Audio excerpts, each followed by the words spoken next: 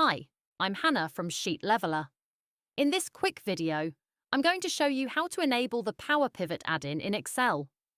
Step 1. Open Excel Options. Go to the File tab. Scroll down and click Options. Step 2. Access Add-ins. In the Excel Options window, go to Add-ins. At the bottom, you'll see a Manage drop-down menu. Select COM add-ins from the drop-down and click Go. Step 3. Enable PowerPivot.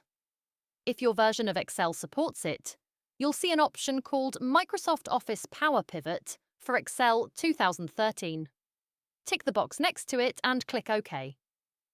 Once that's done, the PowerPivot tab will appear on your ribbon and you're ready to start using it. That's all there is to it. I'm Hannah from Sheet Leveler. If you found this helpful, please give it a thumbs up, subscribe, and I'll see you in the next video.